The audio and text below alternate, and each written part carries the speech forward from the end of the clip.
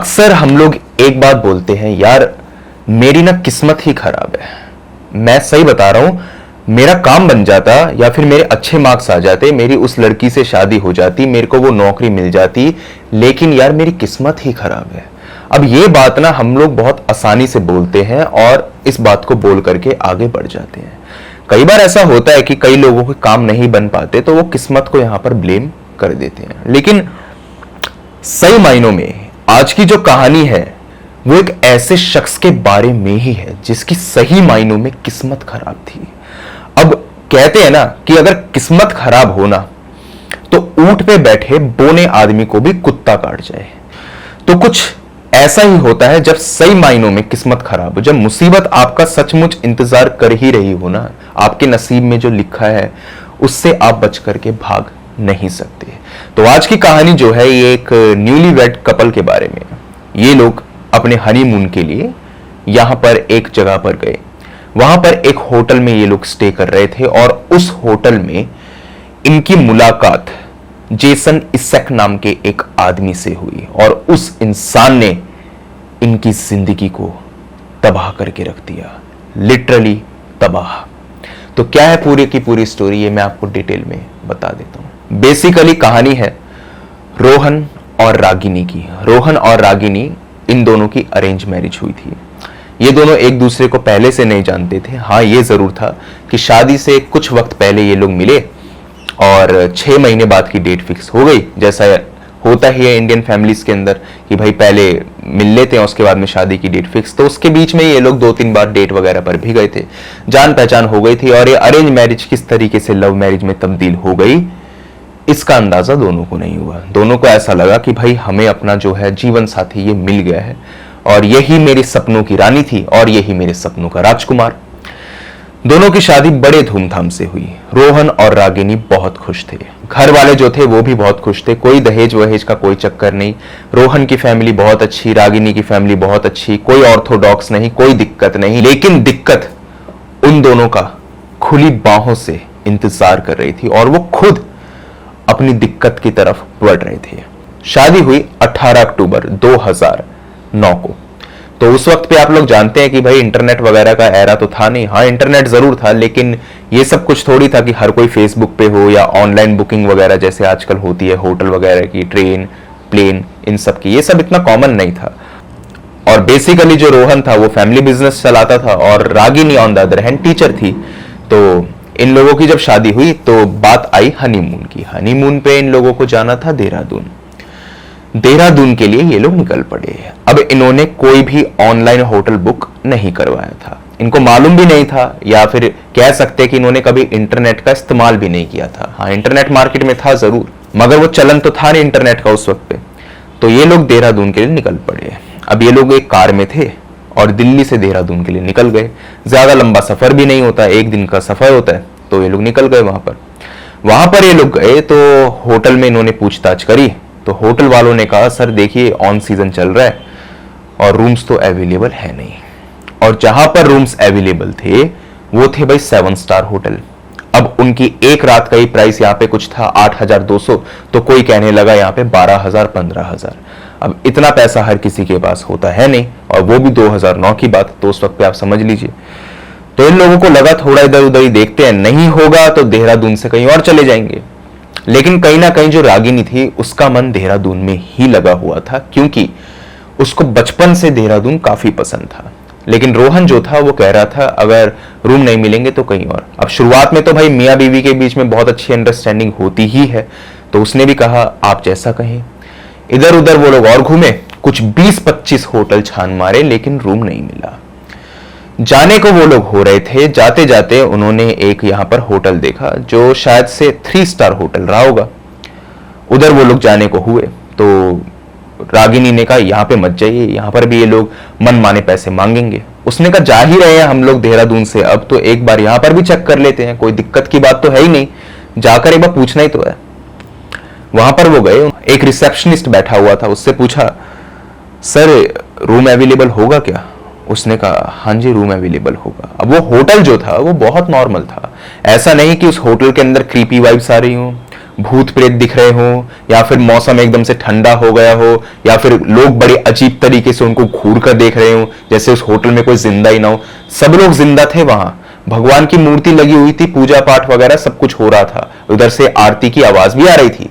रोहन ने उससे पूछा कि भाई क्या फीस है आपकी? तो उसने कहा सर 1100 रुपये दे दीजिएगा। उसने कहा ठीक है भाई, 1100 रुपये उनकी जेब को अलाउ करता था। उन्होंने कहा ठीक है, रूम दिखा दीजिए। अब वक्त हो रहा था ये शाम का, तो शाम की आरती उस वक्त पे हो रही थी, शाम के कुछ 6 बज रहे थे। अब भैया पहाड़ों का मौसम जानते ही हैं कि वहां पर तो सूरज जो है वो भी जल्दी, और शाम जब होती है तो सूरज ढलता भी जल्दी है। तो वहां पर वो लोग गए और अंधेरा होने को था ही, और अक्टूबर का महीना वैसे ही तो जल्दी अंधेरा हो ही जाता है। तो वहां पर वो लोग जा रहे थे, इतने में रिसेप्शनिस्ट ने उनको की दे दी रूम नंबर 318 की। वो लोग अपनी की पकड़ के जाने लगे। रिसेप्शनिस्ट ने कहा सर एक बात सुनिए, मैं ना आपको एक बात बताना चाहता हूं। अब आपने एक बात नोटिस करी होगी कि किसी भी चीज को पेश करने का एक तरीका होता है, एक तहजीब होती है। ये जो उसने बात बोली ना, रोहन और रागिनी को इस वक्त पे लगा ये पक्का कोई स्कीम वगैरह बताएगा, ये फालतू के झमेले में फंसाएगा, या ये कहेगा मेरे से टूर गाइड ले लीजिए, या मेरी कैब ले लीजिए, मेरी कार ले लीजिए और देहरादून घूम लीजिए। उसने कहा अभी रुक जाइए, अभी हम लोग जरा रूम में चले जाएं और फिर मैं आपसे बात करता हूं। उसने कहा सर मेरी बात तो सुनिए, मैं आपको जो बात बता रहा हूं वो बहुत जरूरी है। वो इस तरीके से बोल रहा था जैसे कि वो कोई ना कोई चीज यहां पर चेपना चाहता है, कहते हैं ना कि ये चीज चेप रहा है, उस तरीके से वो बोल रहा था। ऑल्दो वो जो बात बोलने वाला था वो रागिनी और रोहन की जिंदगी के लिए ही थी, उनकी जिंदगी वो चीज बचा सकती थी। लेकिन रोहन ने कहा नहीं आप पीछे मत पड़िए, हम थोड़ी देर में आकर आपसे बात करते हैं। उन लोगों ने की ली और वो लोग जाने लगे। पीछे से रिसेप्शनिस्ट बोल रहा था सर मेरी बात सुन लीजिए, एक बात बहुत जरूरी बात है, मेरी बात तो सुनिए। रोहन ने बात को अनसुना कर दिया और वो चला गया। रागिनी भी अंदर आ गई कमरे के अंदर। अब कमरा जो था वो भी बहुत नॉर्मल, सब कुछ ठीक था। वो लोग वहां बैठे और इसी के साथ में अब आप जानते हैं कि भाई न्यूली वेड कपल है, हनीमून का वक्त है, तो क्या होता है।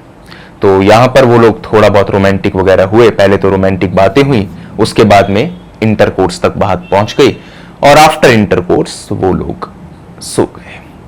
अब सो करके शाम के 7 बजे अगर कोई इंसान सोएगा तो आंख भी जल्दी खुलेगी, और ये कोई वक्त होता नहीं सोने का। तो आंख खुली उनके करीबन करीब रात के 10:30 बजे। अब 10:30 बजे जब आंख खुली तो रोहन को यहां पर भूख लगने लगी और रागिनी को भी। तो इन्होंने सोचा चलो हम लोग होटल से ही ऑर्डर करवा लेते हैं खाना वगैरह। तो यहां पर जो नंबर था वो था नंबर 2। नंबर 2 आप दबाइए तो डायरेक्ट रिसेप्शन पे कॉल जाएगी। उसने नंबर 2 दबाया लेकिन कॉल नहीं गई। 3-4 बार उसने ऐसा किया, कॉल नहीं गई। रोहन को लगा क्या पता कोई हो ना रिसेप्शन पे। बेल जरूर जा रही थी, कोई उठा नहीं रहा था। रोहन अपने कमरे से बाहर आया और बाहर आकर के उसने देखा कि पूरा होटल एकदम वीरान है। वीरान इन द सेंस वहां पर इंसान नहीं है, इंसानों की आवाज है। आवाज कैसे कि भाई रूम के अंदर अगर कोई बैठ के टीवी देख रहा है, या बच्चा अगर रूम के अंदर खेल रहा है, मियां बीवी बात कर रहे हैं, तो वो सारी आवाजें तो आ रही हैं। लेकिन कोई कॉरिडोर में नहीं है, कोई नीचे नहीं है, सारी लाइटें यहां पे बंद पड़ी हैं। और ऐसा भी नहीं था कि वो होटल जो हो वो एक वक्त के बाद बंद हो जाता हो। ये बात रोहन को नहीं पता थी। तो उसको बड़ा अजीब लगा। उसने ये तो नहीं सोचा कि मैं किसी के गेट पे जाके खटखटा के पूछूं कि बात क्या है। वो यहां पर चलता गया। नीचे जाकर उसने देखा ना रिसेप्शनिस्ट, ना कोई यहां पर केयर टेकर, कोई भी वहां पे नहीं था। किचन के वो बाहर गया तो जो किचन थी वो भी बंद पड़ी थी। अब पूरा का पूरा स्टाफ कहां गायब हो गया, रोहन के लिए ये बहुत दिक्कत की बात थी। वो वापस आया और उसने ये बात रागिनी को बताई। रागिनी ने कहा कोई बात नहीं, अब रूम तो अपने को 1100 में मिल गया, 3 स्टार होटल 1100, काफी सस्ता रूम मिल गया। क्या पता कोई बात हो, हमें सीरियसली नहीं लेना चाहिए, कोई हमें दुखी थोड़ी कोई कर रहा है। और खाने का क्या है, हम लोग बाहर जाके खा लेंगे। उसने कहा ठीक है। वो लोग यही बातें करने लगे। इतने में रोहन को यह फील हुआ कि किसी ने उनके रूम को नॉक किया 3 बार, टक टक टक 3 बार रूम नॉक हुआ। रोहन को लगा शायद ये मन का वहम है, और अभी अभी जो उसने देखा था वो चीज नॉर्मल नहीं थी। उसने रूम को नहीं खोला। फिर से नॉक हुई 3 बार, इस बार रोहन ने जब रूम को खोला तो यहां पर कोई भी नहीं था, लेकिन एक बच्चे की आवाज जरूर आ रही थी जो खिलखिलाता हुआ जा रहा था। आवाज जो थी वो इधर उधर जा रही थी, लेकिन बच्चा कहीं दिखाई नहीं दे रहा था। रोहन को लगा शायद कोई बच्चा होगा जिसने ये सब कुछ किया होगा। उसने रूम को बंद कर दिया। अब रूम को जब उसने बंद किया तो उसको ऐसा लग रहा था कि उसके कानों में कोई विस्पर कर रहा है, बहुत हल्के हल्के से कोई विस्पर कर रहा है। रागिनी को भी ये चीज फील हो रही थी। इसका मतलब ये जरूर था कि उस होटल में या उस कमरे में कुछ नॉर्मल तो नहीं था, लेकिन ये चीज अगर होती तो उनको पहले भी महसूस होती। रात के 10:30 बजे ये क्या बात है? ऐसी कौन सी चीज वहां पैदा हो गई जो ये हरकत कर रही है? ये चीज बड़ी खटकी उन लोगों को, लेकिन उन्हें लगा कोई बात नहीं, जब तक कोई चीज परेशान नहीं कर रही है, हमने किसी का कुछ बिगाड़ा नहीं है, तब तक कुछ थोड़ी हो सकता है। उसने दोबारा से नंबर 2 डायल किया और सोचा कि शायद जो रिसेप्शनिस्ट होगा वो आ गया होगा। नंबर 2 डायल किया, कॉल गई 3 बार, और 3 बार कॉल करने के बाद में किसी ने वहां से फोन उठाया। तो रोहन ने कहा, सर ये पूरा होटल जो है ये ऐसे वीरान कैसे पड़ा हुआ है? मैं अभी अभी बाहर आया था और यहां पर ये सब कुछ क्या हो गया? तो उसने कहा, सर बेसिकली जो हमारा स्टाफ है ना वो जल्दी चला जाता है, पूरे होटल का स्टाफ चला जाता है और इस वक्त पे कोई होता नहीं है। मैं एज अ रिसेप्शनिस्ट भी यहां पर जो हूं ये इस वक्त पर चला जाता हूं, क्योंकि रात के 10:30 बजे कोई यहां पर आता नहीं है, तो इसलिए हमारे होटल का बंद होने का एक तरीके से टाइम है और सुबह 8 बजे होटल खुल जाता है। बाकी आप टेंशन मत लीजिए सर, मैं अपने क्वार्टर में ही हूं, आपको कोई भी चीज चाहिए हो आप बताइए मुझे। उसने कहा, मजाक में कहा रोहन ने, यार ये तो कोई भूतिया सा होटल लग रहा है, ऐसा लग रहा है कि यहां पे भूत प्रेत रहते हो।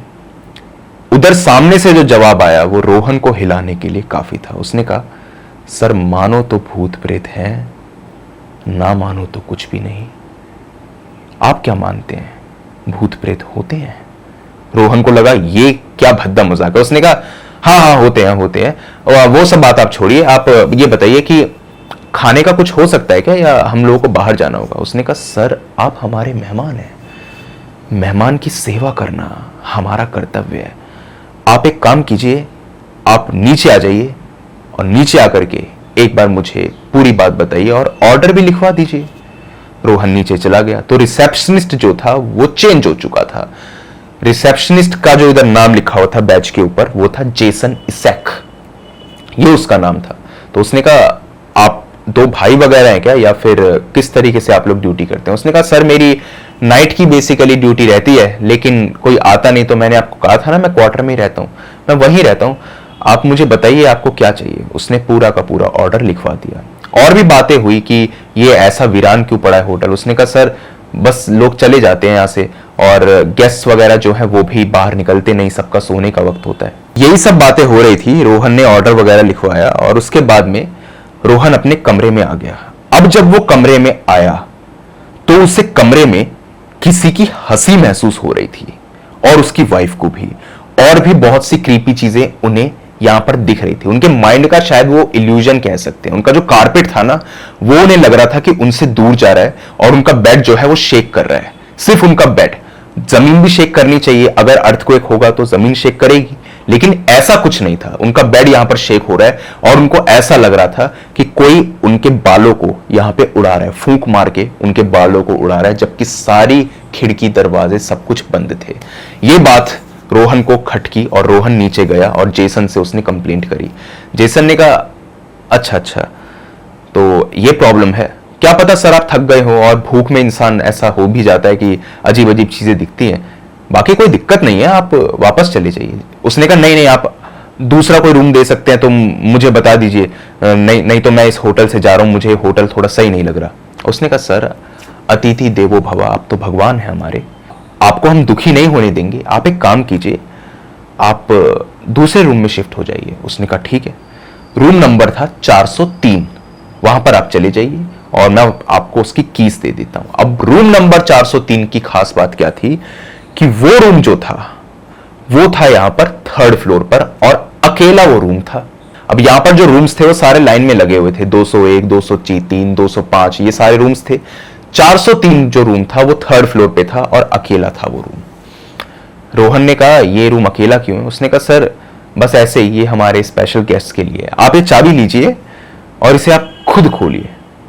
रोहन ने कहा तुम क्यों नहीं खोल रहे इसे, तुम खोल दो। कह रहे नहीं नहीं सर आप खोलिए ना, आप अंदर जाइए तो सही और मैडम को भी लेके जाइए, आपको अच्छा लगेगा। रूम उसने खोला तो रूम सच में अंदर से बहुत आलीशान था और काफी बड़ा रूम था। इसी के साथ में ऊपर एक यहां पर झूमर भी लटका हुआ था। देख करके ऐसा लग रहा था कि 3 स्टार होटल के अंदर 7 स्टार का रूम। रोहन का खुशी का कोई ठिकाना नहीं। रोहन तो भाई बहुत खुश हो गए। उन्होंने कहा ठीक है मैं बहुत खुश हूं और थैंक यू वेरी मच। अब आप एक काम कीजिए, आप फटाफट से ना खाना भिजवा दीजिए, भूख बहुत तेज है। उसने कहा सर बस 15 मिनट दीजिए, 15 मिनट में मैं आपके पास में खाना भिजवा देता हूं। बात हुई थी 15 मिनट की, लेकिन बात को हो गए 1 घंटे। 1 घंटे तक जेसन वापस नहीं आया। रोहन को लगा ये बड़ी अजीब बात है, आखिर ऐसा हुआ कैसे। तो उसने वापस से 2 नंबर से यहां पर डायल किया। अब जब उसने डायल किया तो सामने से उस रिसेप्शनिस्ट ने कॉल उठा लिया जो यहां पर दोपहर में ड्यूटी पर था। उसने जैसे ही कॉल उठाई उसने कहा रूम नंबर 403 में कौन है? वो रूम लॉक्ड है और ऐसा कैसे हो सकता है कि वो रूम खुल गया। वो फोन उठा करके खुद ही बोलने लगा। उसने सामने वाली पार्टी की बात ही नहीं सुनी कि सामने से कौन बोल रहा है। रोहन ने कहा देखिए मैंने अभी अभी ऑर्डर दिया था खाने का और एक भाई साहब आए थे, वो खाने का ऑर्डर लेकर गए थे 1 घंटे पहले, या खाना तो भेजो। उसने कहा सर पॉसिबल ही नहीं है और खाना तो यहां पर है ही नहीं, रात के 10 बजे के बाद तो हम सभी स्टाफ मेंबर्स यहां पर चले जाते हैं और यही तो मैं बात आपको बताना चाह रहा था, लेकिन आपने मेरी बात सुनी नहीं। उसने कहा तुम कौन? तो उसने बताया मैं दोपहर का रिसेप्शनिस्ट। तो यही बात होती रही। उसके बाद में रोहन ने कहा कि जेसन इसैक नाम का एक आदमी आया था, मुझे उसका नाम याद है, और उसने मेरे खाने का ऑर्डर लिया।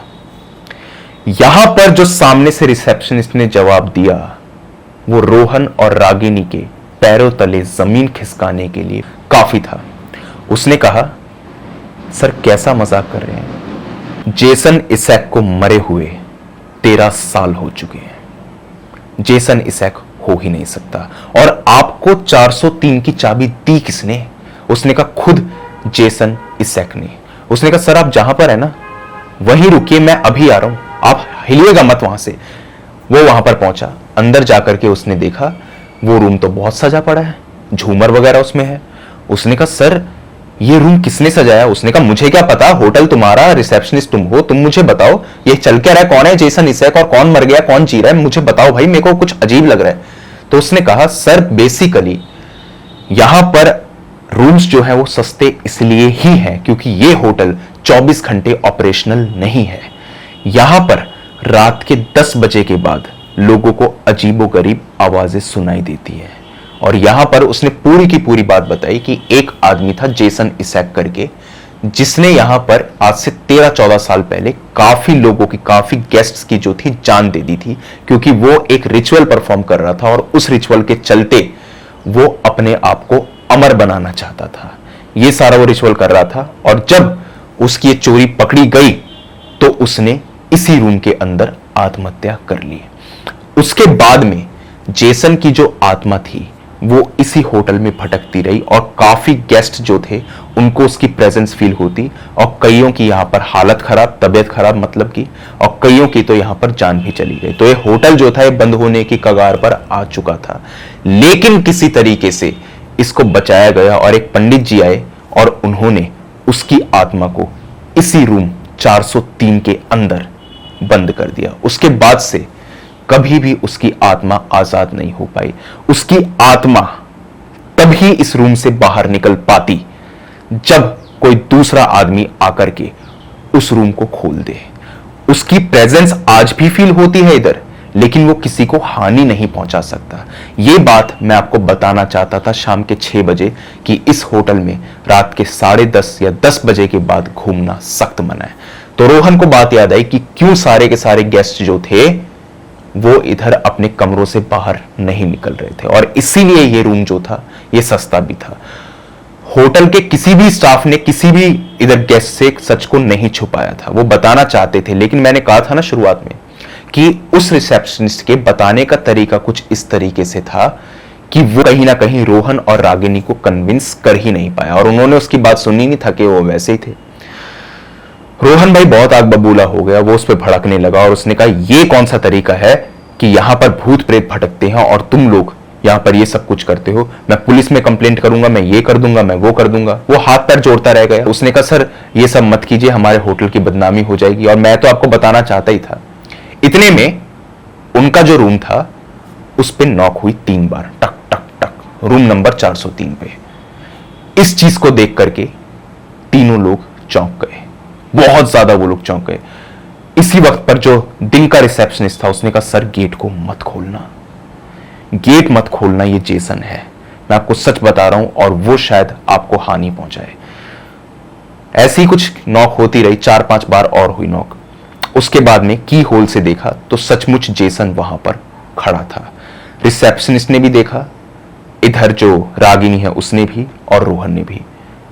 रोहन ने हिम्मत करके गेट को खोला और उसने कहा तुम कौन हो? जेसन ने कहा क्या मतलब सर, या तुम कौन हो? तुम जिंदा हो कि मरे हो? तुम हो कौन? उसने कहा सर मैं जेसन इसैक, आपने ऑर्डर दिया था ना। वो सॉरी सर, वो किचन ना बंद हो गई थी तो इसलिए ऑर्डर मैं थोड़ा लेट लेके आ पाया हूं, बाकी टेंशन मत लीजिए, खाना बहुत अच्छा है, मैंने अपने हाथों से बनाया है खाना। इतने में ही जो रोहन था उसने उस गेट को जेसन के मुंह पे बंद किया। जेसन ने दोबारा से नॉक करी, अरे सर खाना तो ले लो, पहले तो खाने का ऑर्डर दिया रहा, मुंह पे गेट बंद कर रहे हो। ये वो बोल रहा था, बोलते बोलते उसकी आवाज भारी होती चली गई और इसी के साथ साथ डुअल वॉइस जो थी वो उसकी होती चली गई, जैसा आपने फिल्मों में देखा है उस तरीके से। ये चीज देख करके वो लोग बहुत ज्यादा डर गए और इसके बाद में सिर्फ एक हंसी सुनाई दी, सिर्फ एक हंसी, और वो गेट जो था वो अपने आप खुल गया। इतने में ही जो उस रूम का नजारा था, जो अब तक 7 स्टार होटल जैसा लग रहा था उनको, उसके अंदर यहां पर उनको मकड़ी के जाले, कीड़े मकोड़े और बहुत सारी धूल मिट्टी इधर उधर फैली हुई दिखाई दी, जैसे कि ये सब कुछ एक इल्यूजन था। रिसेप्शनिस्ट ने कहा सर वो कभी भी अपनी तरफ से इस रूम को नहीं खोल सकता था, पंडित ने कहा था अगर वो रूम को खोल लेगा तो वो आजाद हो जाएगा, और शायद आपने उसे आजाद करा दिया। रोहन इस चीज को सुनकर के बहुत डर गया। रोहन ने उस रिसेप्शनिस्ट को बहुत गालियां सुनाई और उसी रात को वो उस होटल से बाहर निकल गया। आते वक्त उसे बहुत डर लग रहा था और वो यही सोच रहा था कि कहीं अब जो जेसन की आत्मा है वो उसको यहां पर जान से मार ना डाले। वो अपने घर पे जा रहा था, लेकिन रास्ते में जाते हुए उसके साथ कुछ अजीब नहीं हुआ, कोई भी अजीबोगरीब चीज नहीं हुई उसके साथ में। वो अपने घर नॉर्मली पहुंच गया। तो अब उसे लगा कि शायद ऐसा होगा, बस उसकी आत्मा आजाद होना चाहती होगी, वो आजाद हो गई और वो हमारा नुकसान यहां पे ना करना चाहती हो, तो वो बहुत खुश था अपने आप में ही। अब घर पे आकर के यहां पे जो रोहन की तबीयत थी वो अचानक से खराब होने लगी। वो लगातार यहां पे अजीबोगरीब बातें करता और ये कहता कि मुझे यहां पर जेसन इसैक दिखाई दे रहा है और वो मुझे यहां पर जान से मारना चाहता है, और वो ये कहता है कि जो तेरी आत्मा है वो नर्क के अंदर सड़ेगी, जिससे मेरा मालिक जो है वो खुश होगा, मैं तुझे तड़पा तड़पा के मारूंगा। रोहन इस चीज को लेकर के बहुत परेशानी में था और उसको ये लगा कि अगर मैंने इस प्रॉब्लम का सॉल्यूशन जल्दी नहीं ढूंढा तो मैं अपनी जान से हाथ धो बैठूंगा। उसने ये बात अपने घर वालों को बता दी। अब घर वाले इधर होटल वालों पर एक्शन लेते, उससे बेहतर यही था कि किसी तरीके से यहां पर पहले रोहन को बचाया जाए। रोहन की तबीयत अभी ज्यादा खराब नहीं हुई थी, ऐसा नहीं कि वो बहुत ज्यादा पोजेस्ड हो चुका हो, लेकिन हाँ वो ये बताता था कि उससे जेसन जो है सपनों में मिलने आता है और उसको ऐसा फील होता है कि रात के वक्त में कोई उसके पास में ही है। और वो लगातार, जो पहले तो उसको एक परछाई दिखाई देती थी, अब धीरे धीरे करके वो परछाई एक आदमी में तब्दील हो रही है। मतलब जो जेसन है वो धीरे धीरे करके उसके ऊपर कंट्रोल पा रहा है। उसको कभी कभी ऐसा भी फील होता था कि जो वो एक्शंस कर रहा है अपनी बॉडी से वो खुद नहीं कर रहा है, कोई दूसरा उससे जबरदस्ती करवा रहा है। कई बार ऐसा हुआ है कि घर के अंदर अगर चिड़िया वगैरह आई हैं तो उसको उसने पत्थर वगैरह से यहां पर दबोच दिया। ऐसा कभी रोहन करता नहीं था, तो रोहन इस चीज को समझ चुका था कि उसके साथ में प्रॉब्लम है। ऐसा नहीं करता था कि रात में चीखता हो, चिल्लाता हो, बाल नोचता हो, लेकिन फिर भी एक अनयूजुअल एक्टिविटी तो थी। Ragini on the other hand बिल्कुल ठीक। वो लोग पंडित पे गए। पंडित को उन्होंने सारी बात बता दी। पंडित ने कहा कोई ज्यादा बड़ी दिक्कत की बात है नहीं, इसका एक छोटा सा हम लोग अगर पूजा पाठ करेंगे तो ये चली जाएगी चीज। पंडित ने यहां पर बहुत सारा तामझाम इकट्ठा कर लिया। उसने पहले तो एक चिमटा लिया, जिस चिमटे पे यहाँ पे कीले लगी हुई थी। उसने कहा कि इससे अगर मैं जमीन पे बजाऊंगा इसको, चिमटे को, तो इससे वो जो आत्मा है वो काफी परेशान हो जाएगी, इसकी बॉडी को छोड़ देगी। भभूति वगैरह भी थी, कलावा वगैरह भी था, इसी के साथ में यज्ञ वगैरह का सामान वगैरह भी था, त्रिशूल भी लाया था, वो बहुत सारी चीजें थी। यहां पर वो पूरी तैयारी से आया। तो जब यहां पर रोहन को बिठाया गया पूजा के लिए तो वो बहुत चुपचाप बैठ गया। पंडित देख करके बहुत हैरान। पंडित ने कहा इसको देखकर तो ऐसा लगता है कि इस लड़के के ऊपर किसी का प्रकोप है ही नहीं। पंडित ने फिर भी अपनी क्रिया पूरी करी और उसके बाद में रोहन से यहां पे चढ़ावा वगैरह भी चढ़वाया और यहां पर उसे कुछ मंत्र भी बोलने को कहे। उसने सारा काम कर दिया। पंडित ने कहा अगर सचमुच इसके ऊपर कोई दिक्कत होती तो वो इतनी आसानी से नहीं जाती, नहीं तो मैं इतना सारा तामझाम लेकर के आता ही क्यों। लेकिन पंडित को भी नहीं पता था कि असली दिक्कत आखिर है क्या। जो क्रिया यहां पर 2 घंटे में कंप्लीट होनी थी वो सिर्फ 20 मिनट में हो गई और पंडित ने ये बात बोल दी कि भाई आपका लड़का बिल्कुल ठीक है। इसके बाद में वो चला गया और घर की शुद्धि वगैरह हुई। लेकिन एक बात जरूर थी, उस दिन रागिनी जो थी वो अपनी मां के घर गई हुई थी क्योंकि उनकी मां की तबीयत काफी खराब थी। तो रागिनी उस दिन उस पूजा में प्रेजेंट नहीं थी। पूजा संपन्न हुई, 2 दिन बाद रागिनी घर पे वापस आई। अब जो रागिनी थी उसके बर्ताव में काफी ज्यादा चेंज आ गया। वो दिन प्रतिदिन वीक होती चली गई और वो भी यही सिम्टम्स शो करने लगी जो यहां पर रोहन शो किया करता था। लोगों को यह चीज समझ में आ गई कि जो जेसन की आत्मा थी उसके अंदर ये कैपेबिलिटी थी कि वो एक बॉडी से दूसरी बॉडी में ट्रांसफॉर्म कर सकती है। वो पहले से काला जादू वगैरह करता था तो उसको इस चीज की काफी ज्यादा समझ थी। कुछ आत्माएं ऐसी होती हैं, कुछ आत्माएं ऐसी होती हैं जो इधर इस तरीके से नहीं कर सकती, लेकिन कुछ आत्माएं इस तरीके से होती हैं कि इधर से उधर बेसिकली वो बॉडी को शिफ्ट कर लेती हैं। आपने फिल्मों में भी देखा होगा कि छलावे जो होते हैं वो एक जगह पे नहीं टिकते, जिन्न जो होते हैं वो एक जगह पे नहीं टिकते। इस किस्म से ही जेसन भी था। ऑल्दो उसके कभी ब्लैक मैजिक के यहाँ पे पर्दे खुले नहीं कि वो क्या करा करता था क्या नहीं, लेकिन ये जरूर था कि वो शैतान की पूजा करता था। उसने यहां पर रोहन की बॉडी को छोड़ करके रागिनी की बॉडी को यहां पे चूज किया। अब रागिनी जब ये सब कुछ करने लगी तो घर वालों ने कहा यहां पे किसी भी पंडित के बस की ये काम है ही नहीं। पंडितों के चक्रों में पड़ते रहे तो हो गया काम। उन लोगों को किसी ने बताया कि भाई अजमेर चले जाओ, अजमेर में इसका बहुत अच्छा निवारण होगा। अजमेर में अच्छे खासे भूतों को वहां पे उन्होंने बांध रखा है, वहां पर आप चले जाओ। तो ये बात जो थी ये रागिनी के पेरेंट्स को भी पता चल चुकी थी कि भाई यहाँ पर क्या क्या दिक्कत है क्या नहीं है। तो उसके माँ बाप और रागिनी ये तीनों जो थे ये अलग कार में जा रहे थे, जहां पे उसके जो फादर जो थे वो इधर कार ड्राइव कर रहे थे और पीछे रागिनी जो थी उसको बिठा रखा था। और इसी के साथ में जो यहाँ पर रोहन के फादर थे वो भी उस कार में जा रहे थे। उसके हाथ पैर रागिनी के बांध रखे थे, बड़ी मुश्किल से बैठी थी वो कार में क्योंकि इतनी आसानी से वो जाने वाली नहीं थी। वो लोग कार ड्राइव कर रहे थे, पीछे से दूसरी कार में यहाँ पे रोहन और बाकी सारे लोग आ रहे थे। उन्होंने ये चीज देखी कि जो रागिनी की कार थी, जो रागिनी के फादर चला रहे थे, उन्होंने स्टीयरिंग को ऐसे घुमाया जिसके चलते जो उनकी कार थी वो सीधा इधर एक पेड़ से टकराई और उस पेड़ से टकरा करके वो कार क्रैश हो गई, बिल्कुल क्रैश हो गई, जिसके अंदर सिर्फ बचे तो रोहन के फादर। तीनों लोग ऑन स्पॉट मर चुके थे। लेकिन उस जगह की सबसे कमाल की बात जहां पर एक क्रैश हुआ था वो ये कह लीजिए, जैसे मैंने शुरुआत में कहा था ना किस्मत, वो ये कह लीजिए कि वो जगह थी चौराहा और उस चौराहे पर एक मंदिर बना हुआ था और उस मंदिर के साथ में ही वो पेड़ था जहां पर वो क्रैश हुआ था।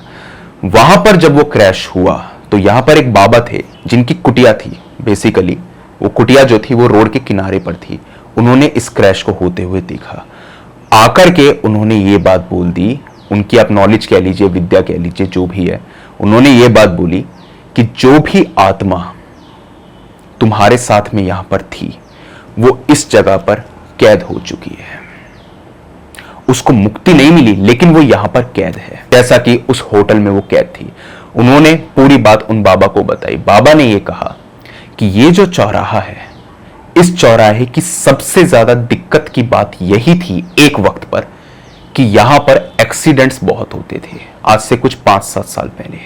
लेकिन जब यहां पर इस मंदिर की स्थापना करी गई तो जो भी यहां पर दिक्कतें थी वो अचानक से छू मंतर हो गई। शिवजी भगवान का वो मंदिर था और एक त्रिशूल भी था, गोल्डन कलर का वो त्रिशूल था, पता नहीं स्पेशल त्रिशूल था शायद से, वो वहां पे गड़ा हुआ था। उन्होंने कहा भगवान का ही प्रकोप था जिसके चलते यहां पर कुछ भी अजीब नहीं होता। लेकिन ये क्रैश पिछले 5 सालों में पहली बार यहां पे हुआ है।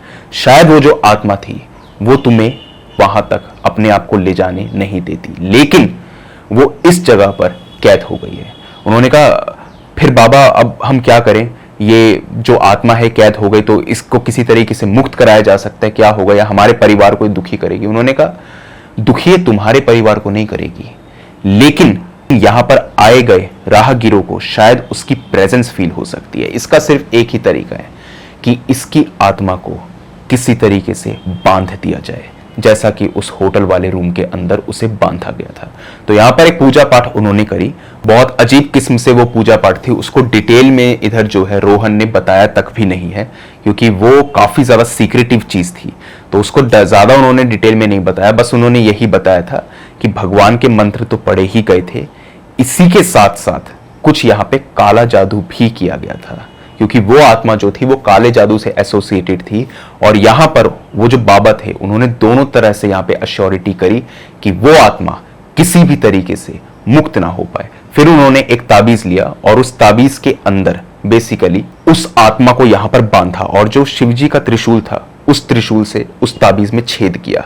और उस ताबीज में जैसे उन्होंने छेद किया तो सब लोगों ने देखा था कि एक काला धुआं जो था वो उस ताबीज में से पहले निकला और वापस से उस ताबीज में आ गया। उसके बाद में वही जो छोटा सा मंदिर वहां पर बनाया गया था उसके नीचे उस ताबीज को गाड़ दिया गया। बाबा ने कहा अब यहां पर वो आत्मा जो है वो किसी भी तरीके से किसी को दुखी नहीं करेगी। ये चौराहा जो था यहां पर 7 छलावों का बसेरा था, और वो 7 छलावे जो थे उन्हीं के चलते एक वक्त पर यहां पे बहुत एक्सीडेंट होते थे, और उनको बांधने के लिए ही यहां पर इस मंदिर का निर्माण किया गया था। और यकीन मानो या किस्मत मानो जिसके चलते यहां पर इस कार का एक्सीडेंट हुआ और वो आत्मा जो थी वो यहीं बंध गई, क्योंकि यहां पर जो भगवान की शक्ति है वो काफी ज्यादा है। लेकिन अब वो किसी को यहां पर दुखी नहीं कर सकती, जैसे 7 छलावे नहीं कर सकते। वहां पर उसको बांध दिया गया। लेकिन एक दुख रोहन के साथ हमेशा रहा कि उसने यहां पर रागिनी को खो दिया, लेकिन वो इतनी आसानी से उन होटल वालों को भी छोड़ने वाला था नहीं। उसने यहां पर केस वगैरह फाइल करा और फाइनली वो जो होटल था उसको यहां पर बंद कर दिया गया, क्योंकि उस होटल के अंदर ये सारी चीजें होती थी। और ये चीजें जो थी इसकी गवाही देने के लिए काफी सारे गेस्ट वहां पर थे, क्योंकि सभी गेस्ट को ये चीज इन्फॉर्म की जाती थी। लेकिन पुलिस की नाक के नीचे से वो होटल जो था वो ऑपरेशनल था, और उसके अंदर इस तरीके से ये सारी चीजें होती थी। तो काफी ज्यादा वहां पर जो था केस वगैरह चला भी था, कंपनसेशन की बात वगैरह भी की गई थी। लेकिन रोहन अपनी जिद पर अड़ा हुआ था, क्योंकि रोहन की वाइफ यानी कि रागिनी, उसके फादर, उसकी मदर, ये तीनों लोग यहाँ पर मर चुके थे, और वो किसी भी तरीके से कंपनसेशन लेने को तैयार नहीं था। तो आज भी उस होटल में यहाँ पर ताले लगे हुए हैं, लेकिन वो होटल अब हॉन्टेड नहीं है। लेकिन जो जेसन की आत्मा थी वो बहुत पहले ही वहां से जा चुकी थी। अब किस्मत समझ लीजिए, जैसा मैंने शुरुआत में कहा था, किस्मत के चलते ही उन लोगों का एक्सीडेंट वहां पर उस स्पॉट पे हुआ। अगर नहीं हुआ होता ना तो बाबा ने उनको एक बात कही थी कि इसकी आत्मा जो थी ये एक जगह पर टिक ही नहीं सकती थी। जैसे उसने रागिनी और उसके पेरेंट्स को यहां पे मारा, उसके बाद में वो यहां पर शायद कहीं और चला जाता और शायद कहीं और लोगों की यहां पर मौत होती। बहुत मुश्किल से काबू में आने वाली आत्मा थी वो, इतनी आसानी से वो काबू में नहीं आ सकती थी। और यहां पर एक और बात आपको मैं बता दूं कि जब रागिनी को यहां पर लेकर के आया जा रहा था ना, अजमेर की तरफ जब उनको लेकर के आया जा रहा था, तो सिर्फ रागिनी के गले में यहां पे एक रुद्राक्ष की माला थी, जिसके चलते वो आत्मा उसकी बॉडी में यहां पर कैद थी। लेकिन फिर भी आप उसकी ताकत को समझिए कि वो इतनी ज्यादा ताकतवर थी कि उसने यहां पर किसी तरीके से शायद रागिनी के फादर को इन्फ्लुएंस कर दिया, जिसके चलते उनकी गाड़ी का एक्सीडेंट हो गया।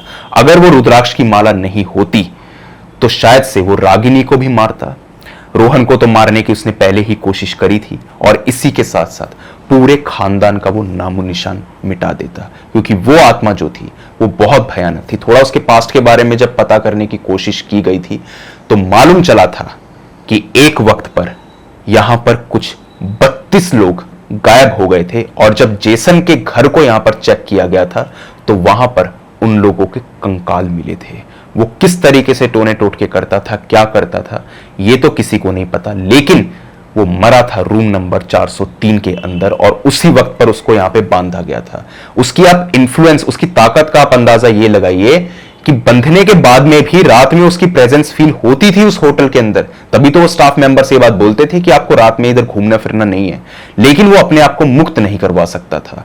वो तो 403 रूम नंबर की चाबी थी, वो रोहन के हाथों लग गई, तभी उसने यहां पर जेसन की आत्मा को आजाद करा दिया। लेकिन उसकी आत्मा की आप पावर समझिए, रुद्राक्ष की माला होने के बावजूद भी उसमें इतनी ताकत थी। वो तो उस चौराहे में इतनी ज्यादा शक्ति थी, क्योंकि कई जगहें ऐसी होती हैं, कई मंदिर ऐसे होते हैं। अब कई लोग ये बात बोलेंगे, यार रुद्राक्ष जो है तुम इस तरीके से बात कर रहे हो, लेकिन मैं आपको सही बताऊं, कई मंदिरों के बारे में आपने सुना होगा कि भाई ये मंदिर जो है इसकी ताकत ज्यादा है उस मंदिर के कंपैरिजन में। ऐसा होता है कि कहीं पर पॉजिटिव वाइब्स बहुत ज्यादा होती है। जैसा कहते हैं कि बालाजी मंदिर जो है वो सबसे ज्यादा पावरफुल है। अब ऐसे बहुत से बालाजी मंदिर हैं हिंदुस्तान में, लेकिन राजस्थान के बालाजी मंदिर की बात क्यों की जाती है, वैष्णो देवी की बात क्यों की जाती है, अजमेर शरीफ की बात क्यों की जाती है? क्योंकि ये कुछ स्पॉट्स हैं, कुछ ऐसे जगहें हैं जहां पर ताकत इतनी ज्यादा है कि वहां पर किसी भी आत्मा का, किसी भी जिन्न का, किसी भी छलावे चुड़ैल डायन उनका प्रकोप चलता ही नहीं। और इसीलिए उसने गाड़ी को मोड़ दिया था, क्योंकि वो जानता था कि अगर ये लोग अजमेर तक पहुंच गए तो उसका नामो निशान मिट जाएगा।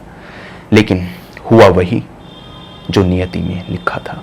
तो आप मुझे बताइए आपको स्टोरी कैसी लगी, अच्छी लगी या बुरी लगी। इसी के साथ में अगर आपके पास में भी कोई ऐसा ही हॉरर और क्रीपी इंसिडेंट हो तो आप मेरे साथ शेयर कर सकते हैं मेरी जीमेल और इंस्टा आईडी पर। जीमेल आईडी ऊपर दिखाई दे रही होगी आपको, और इंस्टा आईडी का लिंक डिस्क्रिप्शन बॉक्स में मौजूद है।